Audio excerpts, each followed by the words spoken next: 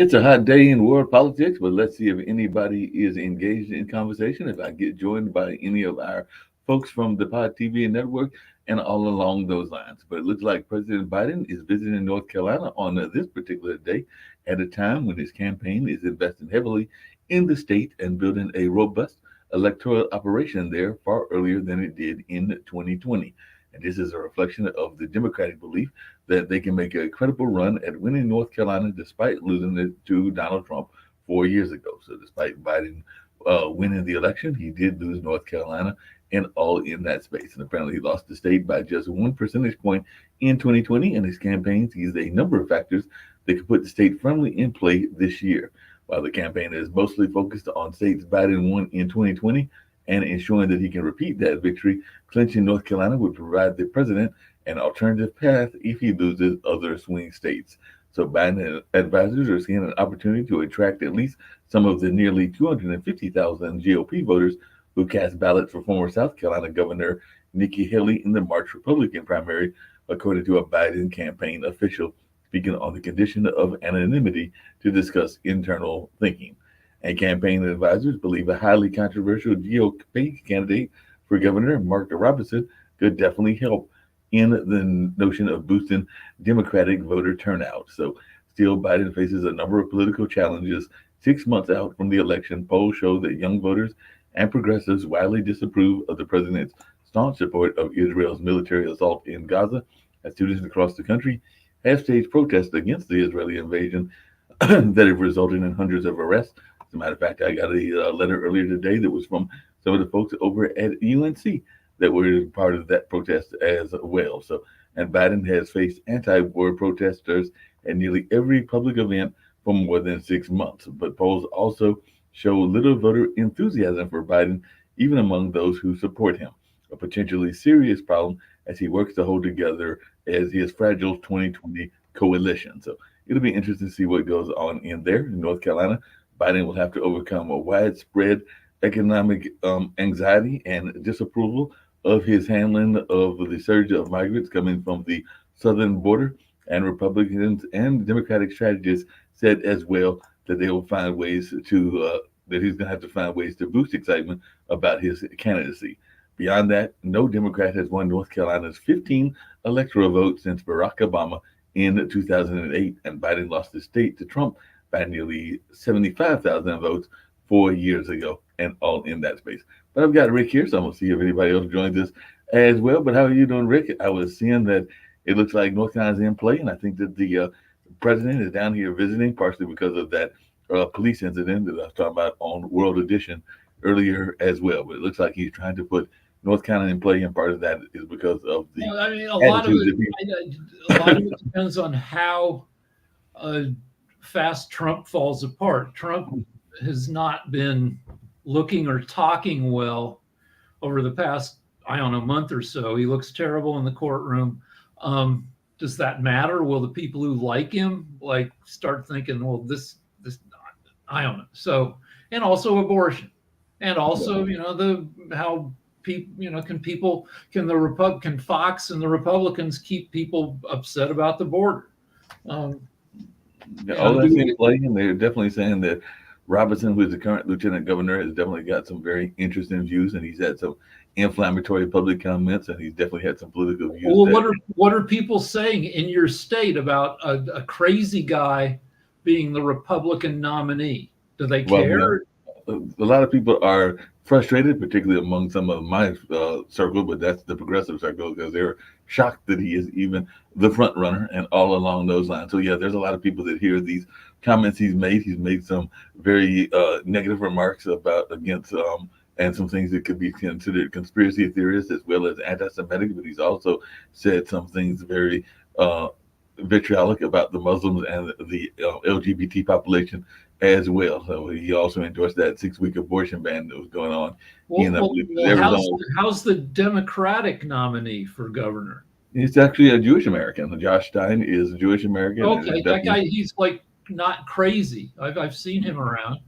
Yeah, and I mean, we have some people on this network that are not the biggest fans of his, because I think he had some run-ins with one of our founders and everything, and I'm not sure all of the details, but maybe Kim can come in and say some of the reasons that she's not the biggest fan of Stein, but I do know that they had some run-ins in the past, but I don't totally understand them. But I think that he might have been representing somebody that was opposite of the case that she was involved in. And yeah, I'm clicking on the polls. Let's see what the polls for North Carolina say. See what the polls say. And so the most recent one has them even, Stein and Robinson. Then one from a week, and again, these are like ones from Emerson College. Like everybody's got different methodology, and right. With the previous one from April 17th has Stein up by 9. Signal, a pollster I don't particularly like from the week before, has Robinson up by 2. And Quinnipiac has 2 polls from that same period that has Stein up by 7 and 8.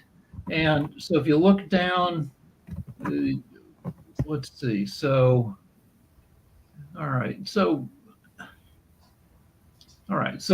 most of the polls have Stein up. Well, speaking of polls, how are the polls doing? Because another article that I heard, and I'd love to hear Sasha talk about this, but they're saying that the Trump's trial isn't changing minds, at least not yet. And there's even some people that are even asking about the nature of the polls and how the polls are impacting him. Because ABC apparently did an article where they said that in the second week of testimony in the trial of former President Donald Trump, in which he's accused of paying hush money to adult film actress Stormy Daniels, but they're saying that theoretically it's been enough time to affect how Americans view the presumptive Republican nominee. However, many aren't paying close attention, and their opinions on him haven't really changed. So the vast majority of adults, according to this latest poll, said they haven't heard either a lot or little about the trial now unfolding in Manhattan, according to a. So I can talk about this in detail.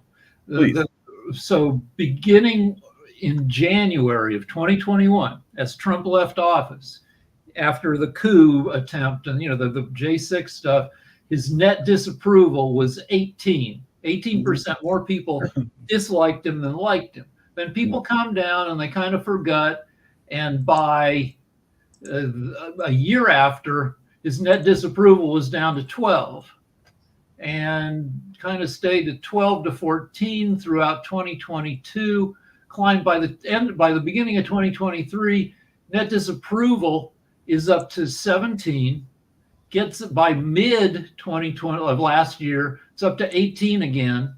And then it just, people start approving of him again. It gets down to 9% by January of this year. And right now it's been holding steady for the past month at around 11% more people dislike him than like him, according to the polls, which are highly questionable because I just asked this question: how do you miss this whole trial? Because, like I said, they're saying that a majority, 55% of respondents to America's NPR, PBS, and NewsHour poll from April 22nd to the 25th said they were not watching it closely or at all. And an earlier SSRS CNN poll, which was from the week before, found that the same percent was the same thing. 51% said they would not follow their trial closely. Well, no cameras in the courtroom. So you only get courtroom sketches. You get Trump coming out at the end of the day and saying, 3 minutes of stuff.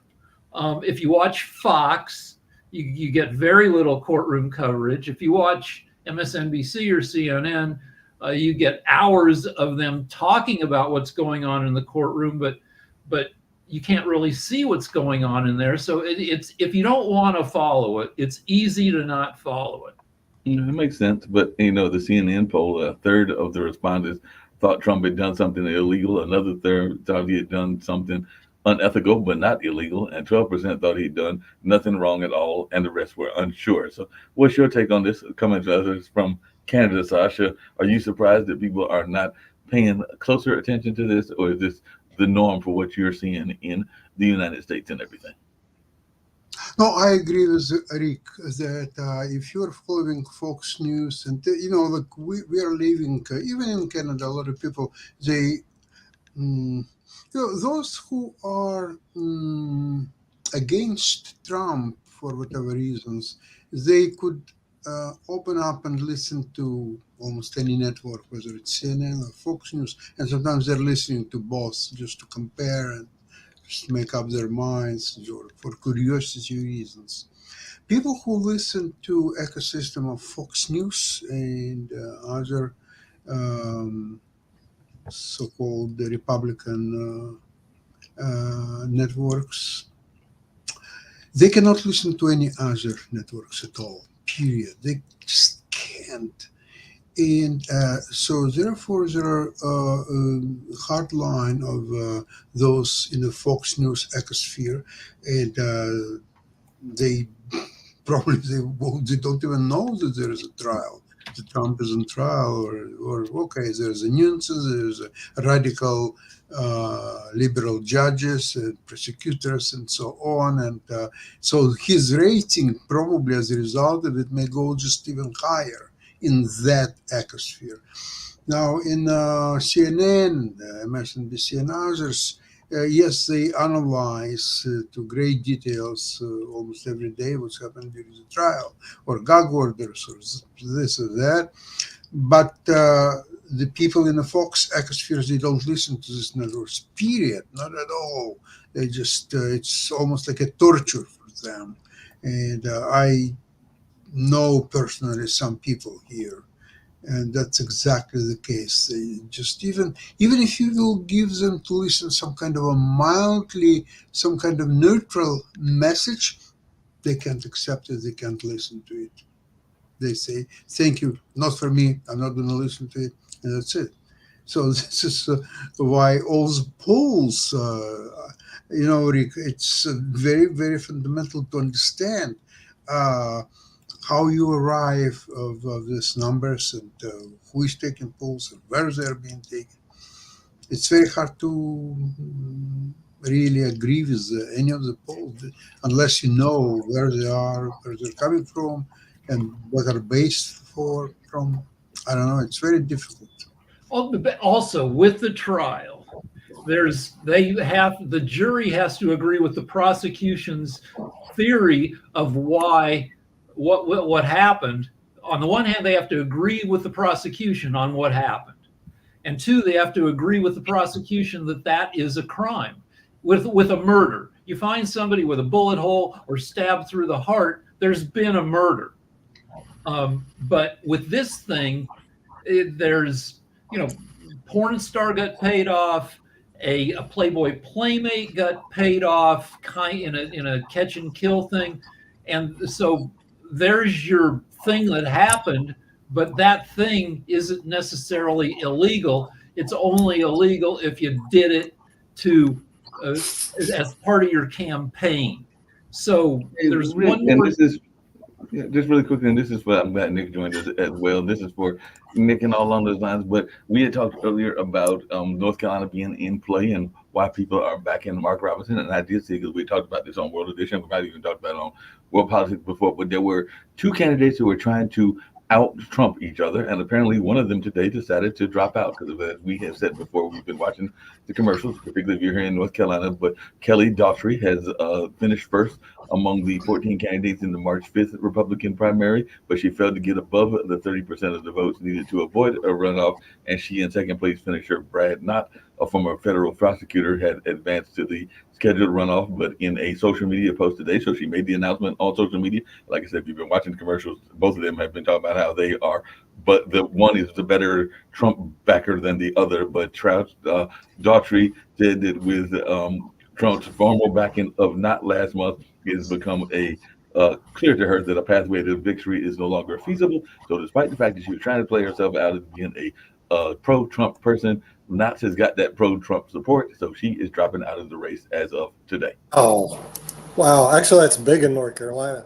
For those people who follow it, they've been going at each other. Who kisses Trump's rear the hardest in North Carolina? I mean, it is the sickening. It's got to be the most sickening group of commercials you ever saw.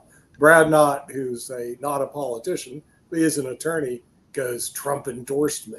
And Kelly Daughtry goes, "But I love Trump." And so the thing is, even though you guys don't see it because all you hang around is the loony left, and the left all hate Trump, that's not North Carolina. Yeah, they go, "Oh, we love Trump."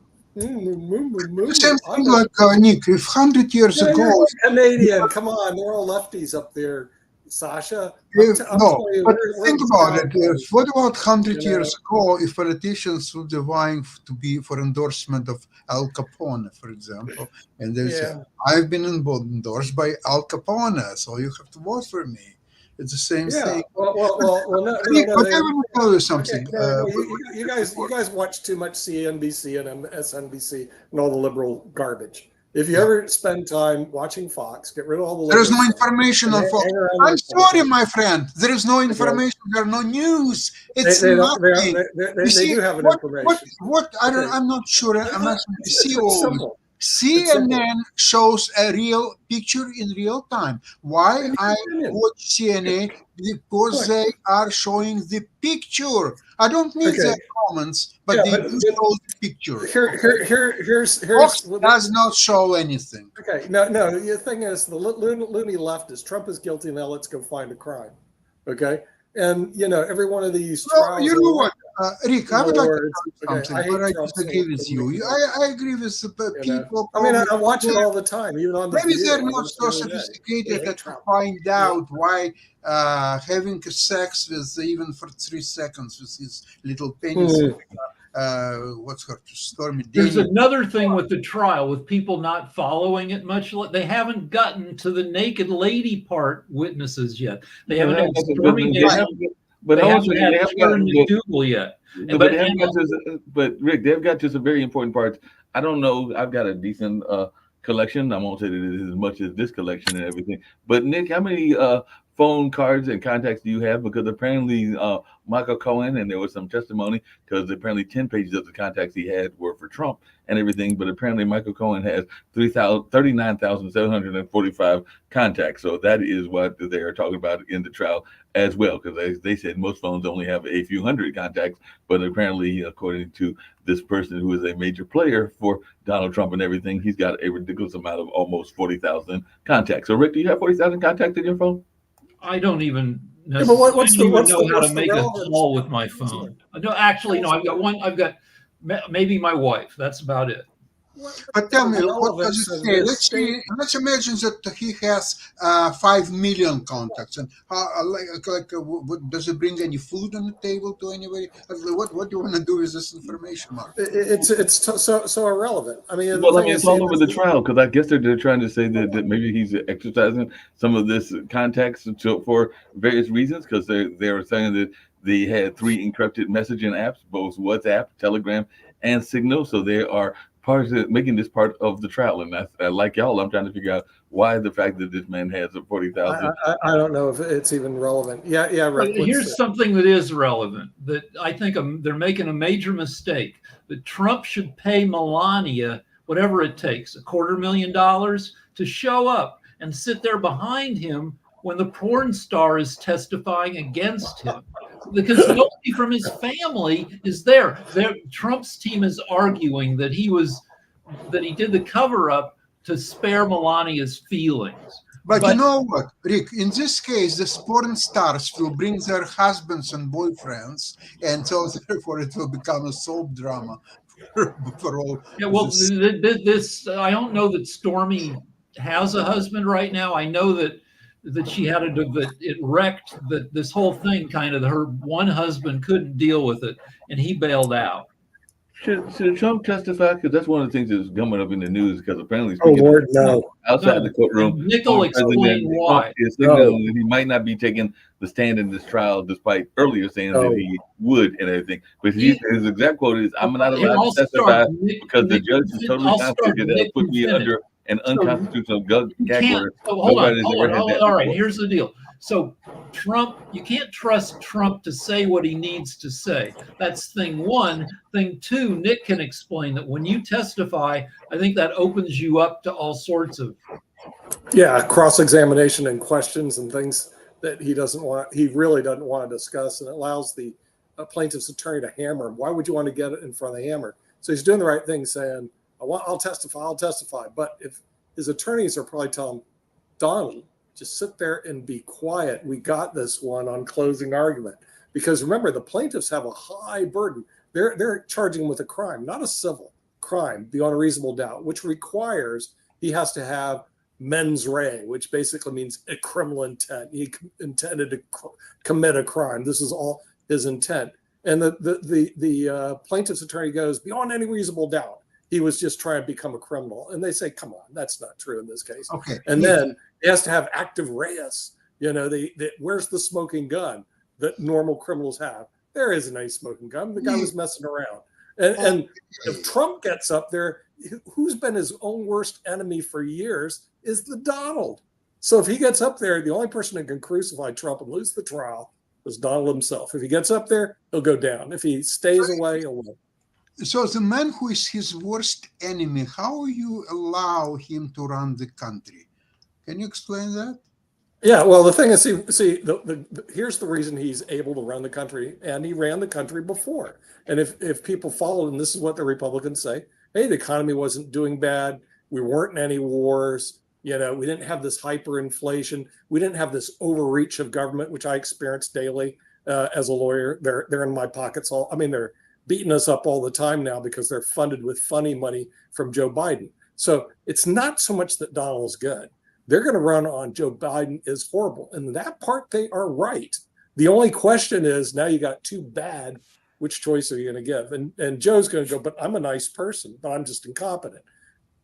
Donald's going to say, here's another issue.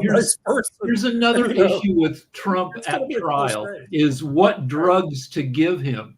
If you give him medications so he doesn't fall asleep and doesn't fart as he falls asleep, then you run the risk that a hepped up Don, an excited Don gets out there at the end of the day and says some crazy crap.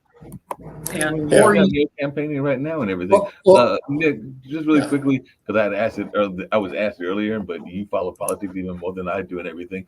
Why is Mark Robinson? Because I do agree with Rick. Mark Robinson definitely has some loony views and everything. But why is Mark Robinson getting traction? Is there the possibility that Mark Robinson might be the governor of North Carolina, despite the fact that you ask a really good question. I mean, for him to be a viable candidate in any state. Here, the sad part, or the true part here, the Democratic governors have done really well in North Carolina. They keep balanced budgets. They keep things hopping here. I mean, they've done a good job. Mark Robinson could send North Carolina right down the rear hole so fast. Now, why he's even close to Josh Stein is beyond the pale. But it also shows how backward the South is. I mean, you're living in the South. Okay, Mark, I say 1860s. You're living in the 1860s. You're in North Carolina, buddy. They have not got out of the 1860s here. Half the state is still in Civil War and pre-Civil War and antebellum days. It's worse in Alabama, even more worse in Mississippi, horrible in Arkansas, and Tennessee isn't much better. So when you're in the South, this is the South. You get out of the South and you find out people don't think that way. Okay. I have a question for people who know more than I do, which is, Germany was turned into a very bad country. And then we defeated Germany. Then we occupied Germany, helped rebuild Germany after World War II. And now Germany is one of the world's best citizens, one of the nicest, most well-behaved, good economy. If Lincoln hadn't been assassinated and they completed Reconstruction, would the South be as backward, or would the South be just like the rest of America, kind of reasonable and not dumb? Well, they attempted that. Rick, they attempted that in the time of Reconstruction. That was a time that there was a spike in the black representation. There was even a number of black elected officials and everything along those lines. Unfortunately, some of the radical reactionary wing of like the Klan and organizations like that basically burned them out and killed a number of them. But there was a time that there was some great advances. The South had 200 years. You can't imagine 200 to 300 years of slavery, white supremacy drilled into their bloody heads, generation after generation after generation. So one person overnight, there's no way they're going to turn the ship. And frankly, the ship hasn't turned today, which is shocking, but it's true. Since I moved into North Carolina, I was living in Washington State. Speak about the liberal West. I mean, it was totally different. You didn't have any of these conversations. Okay. Well, Then I speaking got of liberal, here. I got back to the South because I grew up in Florida. And Florida, as they say, is so far south, it's north, so you don't have it. And then I realized I just walked into antebellum days. Okay. Where one person pulled a gun on me and said, we're trying a campaign for Mike Bloomberg, pulled a gun on me and said, you don't want to campaign here. You need to leave. This is Trump country. I'm serious. Okay. You got to get this place. Now, in the cities like where Mark lives and we live in Durham, it's not like that. But if you go in the rural areas of North Carolina, you are going back in time, baby. I mean, you are in the 1800s here, maybe 1700s. So stay in there's some California. parts of it, there are some liberal places even in the country and everything. I was going to get back to Donald Trump. There's a law firm Well, that long when you were at defended Marquette, Donald Trump and everything, but Marquette wasn't apparently like Durham. Come on, Marquette wasn't like Durham. You know, Marquette was more liberal than you give it credit to. Milwaukee was a very liberal town that was very, that's what in I'm its saying. own ways segregated and everything. Because if I went to my eastern campus, it was very much of a Latin American population. If I went to the west, if I remember correctly, that was very African American oriented. I want to say in that general area was not that far from where Jeffrey Dahmer was when he was living and everything. Oh, And then great guy. you went up to the southern part, that was like where the German and some of the Russian and other populations were. And then in the kind of like toward the lake, it was more of a mixture. But yeah, it had its own segregation even there in Milwaukee. I mean, there have been racist groups that came out of the Midwest. Let's be very clear. The Posse Comitatus came out of the Midwest. So it's not just a southern thing as well. And there was I know. No, New York was one of the most ethnic cities I ever was in my life. New York City, I'm talking about. I was shocked. You know, because I heard it was supposed to be liberal. It's not liberal. It's very ethnic. Now, this goes back in the 1990s and late 80s when I used to work there, 1989 to 93. It may have changed. See, the funny thing is things do change over a period of time. But I grew up in the chess world, which Sasha flows in, and they never asked that question. You know the question they ask? The first question comes out of everybody's mouth, and Sasha probably knows what it is. They want to know, what's your rating? I'm serious. Am I missing something, Sasha? No, it's difficult to talk to another chess player if you don't know what's his rating. I mean, what's your rating? His rating is 2,500, and another one is 1,500. You have to really qualify what you're talking about. Right. But Sasha, when you go to chess tournaments, isn't the conversation always what's your rating? Absolutely, that's where you start. There you go. They don't ask, are you from an HBCU or are you Palestinian? The first question that comes out of their mouth is, what's your rating? And well, you said that and everything, and I'm glad you brought that up because I did a little bit of research since our last show and everything. And Sasha, you'll be glad to know, since I know that you are very much proud of your Ukrainian roots and everything. But yes, there are scholarships that are strictly afforded because you can go to scholarship.com and you will see just about any category that you want. So yes, there are students that are getting scholarships simply based on the fact that they are Ukrainian, and there are a number of other things as well. So you can go to scholarship.com and you'll see that it is broken down ethnically, and these different scholarships are based it just shows that we're still a racist country. That's all. You know, I mean, the thing is, can you imagine? Well, maybe they even do it in chess because they do have chess scholarships. But to my knowledge, like at Webster University and Texas Tech and all Texas Rio Grande, the scholarships are based on where are you a Ukrainian? No, but I mean, Nick, you come from a trust fund background. Isn't part of the thing with scholarships? Isn't part of the thing with scholarships is the people that are creating them sometimes come from those backgrounds? Because I do know that with the Ukrainian scholarships, I think there was the Ukrainian individual that wanted to put some Ukrainian folks into colleges and everything. I'm just saying the chess world, which I grew up with, colleges or all along those lines. So, like I said, it can be based on the person that is creating the scholarship and what they want the scholarship for and everything. Well, I mean, that's cool. The chess world doesn't work that way. The chess world is the chess world. And I mean, the chess world is a small representative group and everything. I do know that there are scholarships for basketball, there's scholarships for hockey, there's scholarships for a number of things that exist. All the top programs in the country are chess scholarships now. Webster, University of St. Louis, University of Maryland, Baltimore College, University of Texas, Rio Grande, University of Texas at Dallas, University of Missouri. They're all chess scholarships, but it's all based on one metric: what's your rating? They don't ask, "Hey, are you German?" Germans get priority here. You know that. Yeah, I'm not so sure about that because that's got that. How much does a chess scholarship get you? It's a full boat. In order to get your room, board, tuition. Oh, So it's a nice. scholarship. Because The there are same thing we so were talking many about earlier. scholarships out there that have been just swamped into insignificance by college costing 80. Like it used to be that if you got a $2,000 scholarship from your local Kiwanis club, that might cover 10% of your expenses. I know. No, these are serious university scholarships. What happens though now, it's evolved. They actually scholarship people from all over the world. So they take the top, they try to recruit the top rated chess players worldwide. So when you go to like University of Texas, the guy who founded Texas Instrument donated 50 million to support chess scholarships at University of Texas in Dallas. 50 million, generating 5% a year is $2.5 million a year for scholarships at University of Texas. So what happens? They started recruiting locally. Then they said, "Hey, we can recruit all over the world."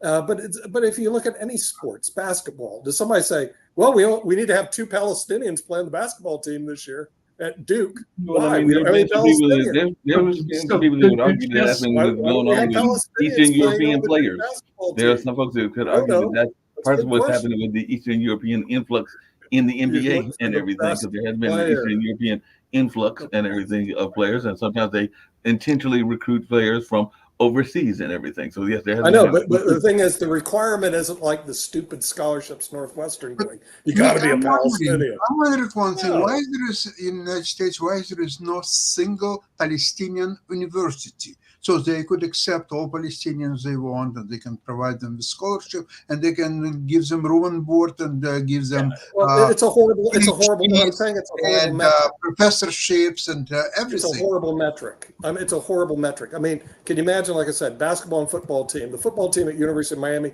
is looking to recruit 2 Palestinians, and we need 2 Palestinian coaches. Come on. With You know, chess I mean, colleges, so if you get a chess scholarship, does that mean you're on the chess team and you spend 30, 40 hours a week studying and playing? And Basically, and there's 2 major tournaments now. There's the Pan American Intercollegiate, which takes place around right after Christmas, around the first of the year or the end of the year. And then there's the Final Four, believe it or not. They have the Final That's a Four big thing. in New York City. And that's the top 4 teams in North America come together and they play. And those are the big chess tournaments that are out there. Usually a 4-person team, or I believe, play. And it's big. I mean, the thing is, Duke sent a team. UNC I told y'all before, because I brought it up yesterday. LA, where Ricky is, has the Kings and Queens idea, and they were creating this notion of trying to get more Gen Z folks into chess. And yes, they did do something that I know that you and Sasha probably don't approve of, but if it gets the young people into chess, that might be the way that you get them into it. I know that, people that didn't necessarily like jazz, but they would use hip hop and other things to get people into jazz and blues. Yes, they were playing house music at that particular event and everything in order to get the people engaged in the chess match. And apparently it was working, not that far from where Rick is in LA. I think it's called the Kings and Queens Club, and all in that space. So yeah, there are in the chess world to integrate and to get more people involved. Sasha, you know that Jimmy Eat is involved in some of this kind of work. Jimmy Eat has been trying to work on a number of things to get more minorities involved in chess and everything. So that is something that is constantly going on. No. Jim was doing different things. He was trying to develop a chess in less developed countries, specifically in Africa. In Africa, yeah. He was not bringing Africans here and gives them scholarships and all this stuff. He was never does that. But he provides them chess set, some instruction book. The Queen of Catway. They even had a movie on it called The Queen of Catway. Disney supported the movie. If you ever have a chance, it's a pretty good movie. But the thing that really boosted chess was that the lady that came in. The Queen's Gambit. I mean, that movie boosted it to some degree, but it hasn't boosted it to the amount that girls playing chess. I mean, they generally it's a huge male-dominated area, but when the Queen of Gambit came in, all of a sudden girls started playing like it was a cool thing. But you know what? If this girl in Queen's Gambit, if she would be Palestinian girl, that would be a blockbuster. Yeah. Well, the like thing I is, said, so you didn't answer my they're having question. to deal Sasha. I with just told you there, Palestinian. Ukrainian scholarships. So we're gonna have a complaint about the Palestinian scholarships. Or we're gonna have a complaint about the Ukrainian scholarship because I just told you there are scholarships that are specifically for people of Ukrainian descent, not just Eastern Yeah, Europe, but specifically of Ukrainian what a descent. great memory. What a So bloody okay, great. so I hearing about chess, the little intercollegiate chess competitions.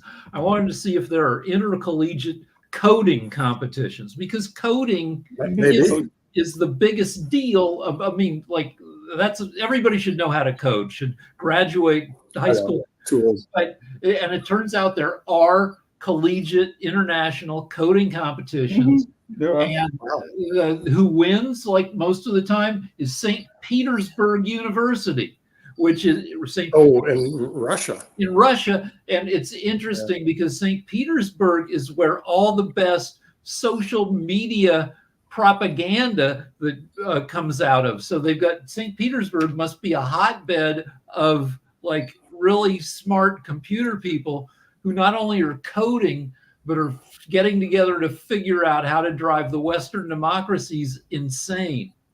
That's their mantra. Yeah. You know, when I was there, it is actually a beautiful city. This is very sad that Russia is led by a demagogue because St. Petersburg is just drop dead gorgeous, great artwork, great city. They have pickpockets, but now I notice that's a European thing. We don't have pickpockets in the United States. It's almost like, you know, if you go overseas, it's a big deal. They love to pickpocket. It's like they're pickpockets in the United States. In the United States, people don't carry a lot of cash. No, we're done with cash here. And so on. In Europe, cash is still a big thing, and that's why people not here. Yeah. Well, yeah, I just don't understand why we don't have more pickpockets here. Maybe we need to bring pickpockets in on pickpockets. We got pickpockets in here. What the heck y'all think Donald Trump is? We've been pickpocketing in the country for years. Because you do the point of contact for a U.S. financial criminal isn't your pocket, it's your internet or it's over the phone. That's how you run a scam. Picking a pocket adds like a whole layer, like you got to hope that they have a credit card, that you can crack the credit card. Instead, you can get them on the internet and just suck out all their information electronically. So yeah, pickpocketing in the U.S. is. I used to go to. I hate gambling because the math is against you, and the only reason when I got dragged to Vegas for me to go into a casino was to see if people dropped money on the floor, which they would because there's a lot of money flying around. Now, not anymore. Everybody has a card that they plug into a machine, and so like I have zero reason to go into a casino. That's actually where, but they had to switch the cards because, people would look away and their coins are gone. So, that's why they switched the cards. But even now you've got the cards that are attached to the wrist and other specific areas. You can have it attached to your purse, your wallet, and stuff like that. So you don't end up losing the card. Still, they disappear some, but that's why they went digital that way. I'll tell you, many years ago, I was with my friend in a casino, Atlantic City, not in Trump's casino, in Caesar Palace. And he likes to play, he didn't know how to play blackjack or any other game. So he was throwing dollars into the machine. And so he was still busy playing that, and he was losing. And then he gave me a couple $100, asked me to exchange for dollar coins. I did, and they are so heavy. You know, they're big coins like this, and to carry 200 coins, it's just very difficult. It's a physical exercise of some kind to bring these coins, and then it would take him 7 minutes to dispose all of these 200 coins. That's miraculous. Dollar coins are kind of a leftover from when coins were worth when a dollar was worth something. Yeah.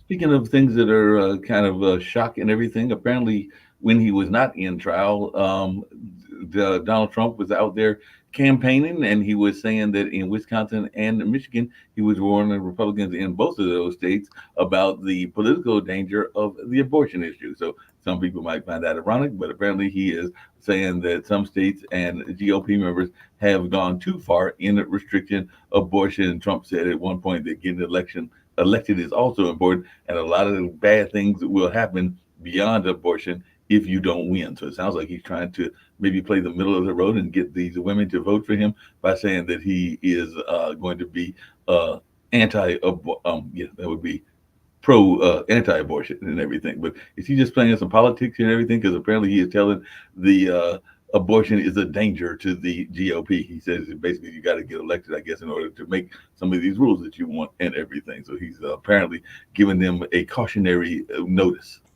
No, he's not giving them a cautionary notice.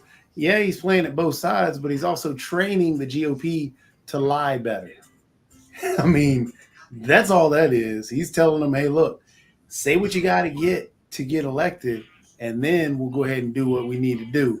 Because he was the one that ranted and raved as soon as he ranted and raved about removing Roe. And then, oh, these are the judges that I put on. This is what I did. And look, I did Roe for you. And now because it's politically toxic, oh, well, I just wanted to make sure the states did it right. Now the states are doing stuff. Oh, well, I'm not really, I was just, so yeah, he's just trying to teach them to lie better. That's all.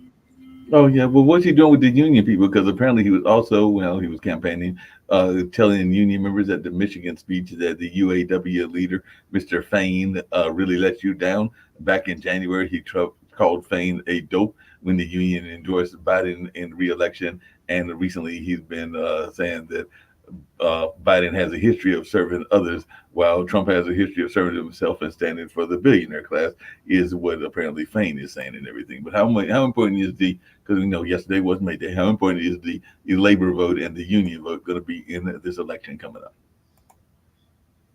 Anybody? Any thoughts? I don't know what the percentage of people who are union, but I mean, it's a big deal in some of the swing states. Michigan is highly union, and they've quite reasonably come out in favor of Biden because Trump showed up at a place where all these union workers were supporting him. They were paid actors. None of them were union. The actual unions are supporting Biden because Biden supports business. Trump is America's worst businessman. He lost more money from 1985 through 2015 than any other American. He makes bad business decisions. They said that he just not even spent the money that his father gave him, he'd be richer now. Yeah. That tells you how bad of a businessman he is.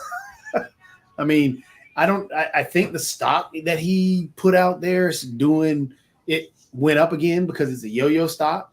It didn't go up high. It just bounced back up, I think, to $40 or something like that. But again, it's a yo-yo. How many shares outstanding in that stock? I am curious. 100 million shares outstanding. Really?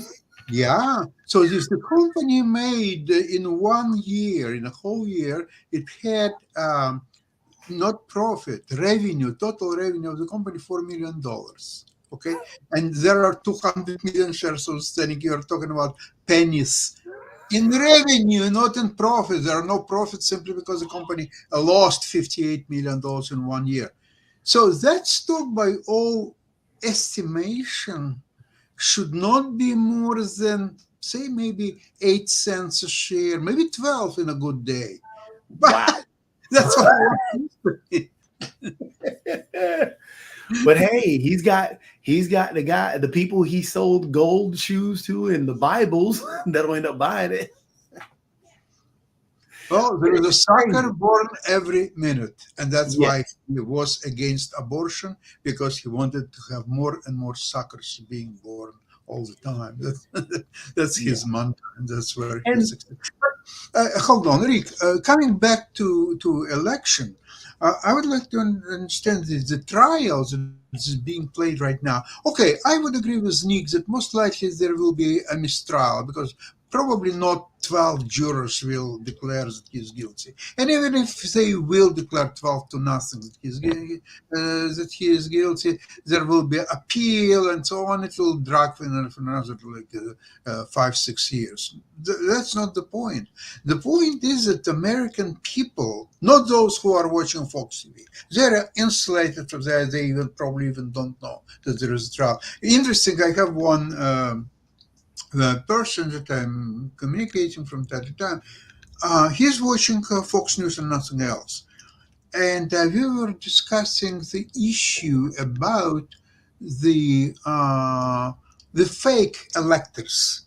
In one of the trials, he's accused of bringing face electors, like I think probably in Atlanta trial, or maybe even some others. He was asking, what means fake electors? I said, okay, there are electors probably appointed, and there are other electors, slate of electors, who have nothing to do with the real election, and they are fake election. He says, oh, I understand, they're being called alternative electors, not fake electors, alternative electors. So now I know the people who call these electors alternative, not fake. I know that they're listening to Fox News and nothing else. So the electors, I would guess, are leftover from 240 years ago when we didn't have electronic communications. And so, to elect a president, you had to send people in person representing the votes in their states to Washington. And we never got rid of that system. I mean, it would be much simpler just to look at the vote totals, have somebody certify them and say, here's what happened in Wisconsin. But no, you have to send actual people, and then lunatics and like treason heads, they say, well, we disagree. We're sending our own team of people. And I hear what you're saying. Rick, speaking of lunatics and all along those lines, I got to bring up one of your favorite topics, because you are the person that always brings up sex and all along those lines. But apparently the Supreme Court on yesterday or a couple of days ago allowed Texas to enforce, and I know it's been here in North Carolina as well, the age verification requirements for those sites that you've even said that you might visit and everything. But apparently the adult industry tried to block those things on the First Amendment grounds, and the Supreme Court said that they have no First Amendment case. So you have to still show that you are legally of age if you're going to go to one of those particular sites, the Supreme Court has said as of Tuesday and everything. So the trade group that represents the adult industry, they didn't win that case.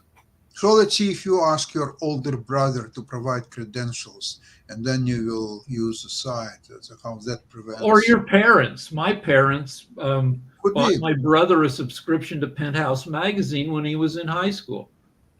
Absolutely.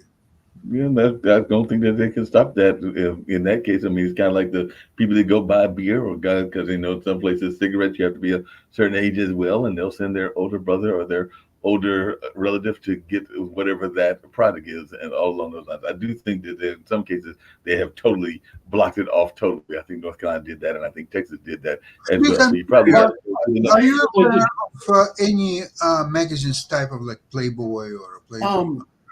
For transgenders people, do they have their publications that serves them? Well, I mean, it's still probably the same as everybody else, but in terms of, so the idea that you're just able to just, like you're talking about the age verification thing and so on and so forth, that doesn't block every site. Right. A lot of the internet is porn. Mm-hmm. And you're not going to get age verification on every single site. It's not going to happen. And if you stop one site, let's say you stop the major site or the major two sites, that doesn't mean that the other sites won't be able to get through. It's not only that, but you also have to look into the fact that you can do, you can basically hop your, Great. It's downstairs. So you can actually set it to where you can actually get a program, a proxy program, to where it hops your IP address in different areas. So it looks like you're coming in from Germany. Guess what? Germany might not have the same laws. And you know what? You're getting porn there. So you're getting porn still at your house, but the internet or your ISP thinks that you're in Germany or is fooled by whatever. I mean, these things are a waste of time because there are other avenues that you can take if it's that big of an issue. Because I don't think the access to porn is that big of an issue, more so than other things that we should be focusing on. I mean, gun violence is out of control. One thing that becomes an issue is that I think some people try to tie it to human trafficking and the underage question. So those are part of the industry. I've noticed something very disturbing. I will look at AI porn from time to time because A, it's naked ladies, and B, it changes so fast. It's very interesting. But lately I felt like I can't even go on a site like that because it's manufacturing some very disturbing stuff that if it were actual human models, it would be illegal. And California is working on a law, and probably other states are too, that says it doesn't matter if it's a real person or a fake, imaginary person, if you're presenting images of, and so like if I can't trust this website that spits out like a dozen or two new images every second of whatever people have wanted, it shows you what people have ordered up. It's like that is poison. That can get, And that's where I think we have to understand, just putting out that blanket thing like what you're talking about with North Carolina and some other states have done, you can still get around that. It's not stopping anything. It's the industry itself that you're going to have to go into to deal with. You can't deal with it by, hey, it's like we're sitting, like if there's a hole in a boat and all the water's coming in on the boat and you're trying to empty the water from one room. That's not working. You got to fix the hole. You got to work where it is. So if you're going to get into the whole difficult piece, you're going to have to deal with the industry and what's coming directly from the industry and where the industry can promote stuff. Because I understand the sex trafficking deal with porn, but with that issue, you're going to have to deal with the industry and not just try and put out this flame here, because that's not stopping the flame over here. So the house is still on fire. You're not doing anything. You got to also, the industry is being destroyed by AI because it used to be the mob 30 years ago owned the industry, but and then everybody got cameras and they didn't need the mob. And so that wrecked the industry for the big porno companies and for but Rick, and now you don't even need people. But Rick, you've even said yourself that and I've seen the videos that both you and Jacoby have shown, but the AI in that particular respect has not got advanced enough. I'm not saying it won't get advanced enough, but I don't think that you can say that the AI is realistic enough. Have you seen the AI that can be put out there, Mark? Well, I've not been looking at AI porn. I'm sorry. It's not even AI porn. So just AI in general, because AI in general can put out some images. And then what Rick is talking about is in that same technological area. You can go through and get out whatever AI porn you want. That's what Rick is talking about. Also, it's not all porn. The last time I checked, there were like the first 30 most popular AI porn sites weren't necessarily porn. They were all build a girlfriend. And this is where you put in your specs, you get an attractive woman who can talk to you, who can chat to you, her face moves. So, they advertise that even on your phone, because I've seen those ads even on the phone and everything, but even that doesn't seem overly realistic, at least not as of yet. I'm not buying it. It sounds like the voice of the person next door, or that I would hear in real life. How realistic do you need? Remember that just 20 years ago, people were banging those blow-up sex dolls that didn't look like, they were just like, they looked like a pool toy.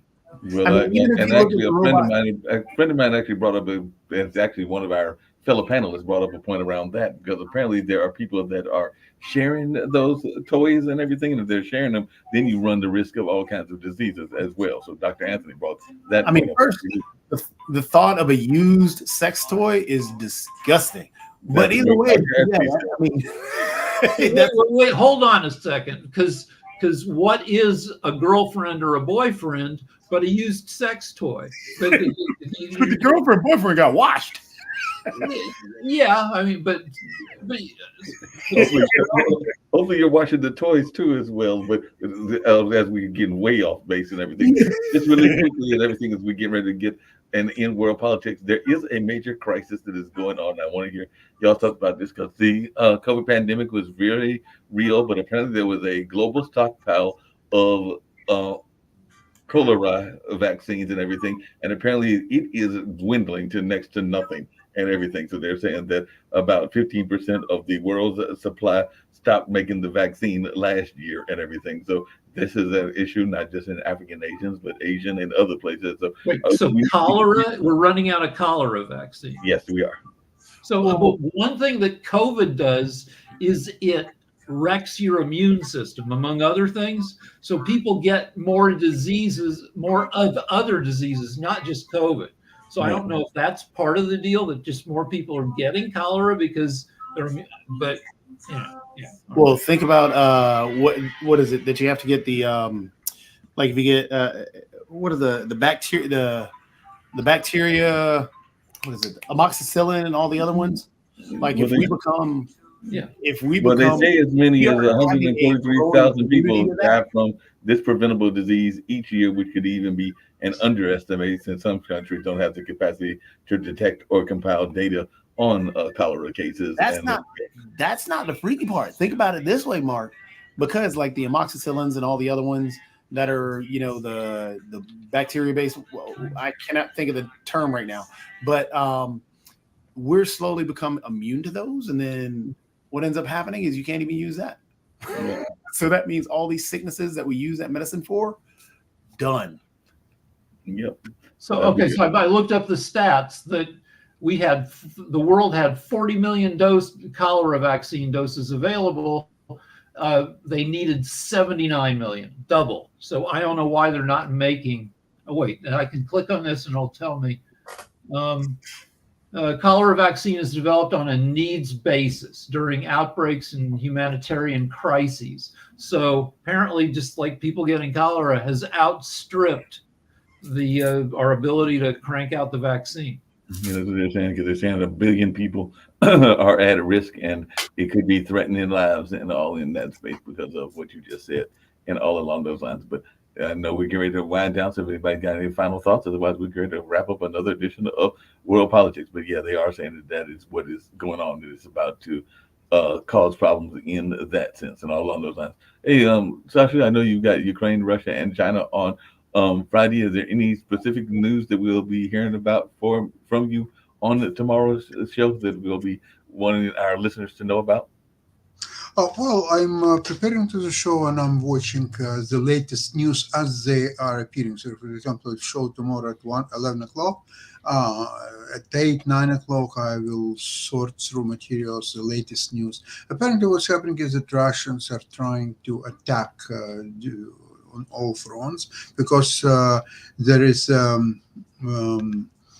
so-called Day of Victory of Russia in Second World War, which is they celebrated on May 9th. And therefore, Putin is expecting surprise to this day. Also on May 7th, there is an inauguration of Putin. So they are expecting surprises on the front and Isn't it also they're pushing hard to grab some more land before the U.S. aids arrives? Yeah, that's true too. But you know what? They knew that sooner or later there is aid. Actually, from Europe, it's never stopped coming. It's not just the same magnitude as from the United States. But what's happening right now is that Russians really are worried because if that happened, Stoltenberg from NATO, he said that this is one-time help. It's great. We have to organize a constant uninterrupted help to Ukraine, both financial and the weapons and so on, to defeat Russia. They are no longer talking about saving Putin's face and, we don't want to upset Putin and also all that garbage is now out of the way. It's all up in the open. Russia has to be defeated. Full stop, period. There is no single day in the last 3, 4, 5 days probably. There is no single day when there was less than 1,300 Russian soldiers were being killed. And this is what they're saying is, don't worry about the territory. You'll take your territory anytime soon. Try to kill as many Russians as possible. That's all what you need to do. That's 400,000 Russians a year. That's absolutely.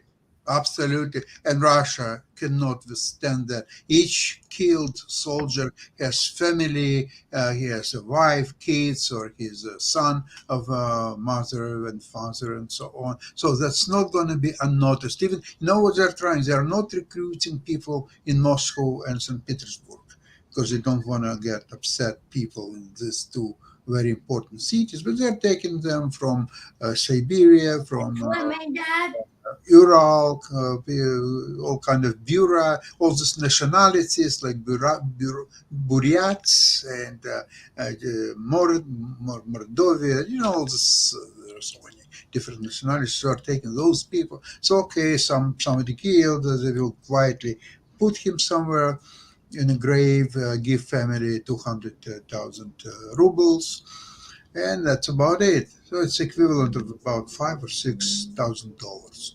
Okay. On that note, we're going to get on out of here, and I know we'll talk about that on definitely Ukraine, Russia, and China tomorrow, as well as maybe some on World Edition as well. But right now, we're going to get out of here because we got Coco McMillan show getting ready to come our way right now, and I think she's talking to some folks from the entertainment world. But another good conversation. We'll be back with World Politics on Tuesday. So Sasha, Jacoby, and Rick was here earlier, and Nick. Appreciate both of y'all. But right now, we're going to get on out of here. Thank you.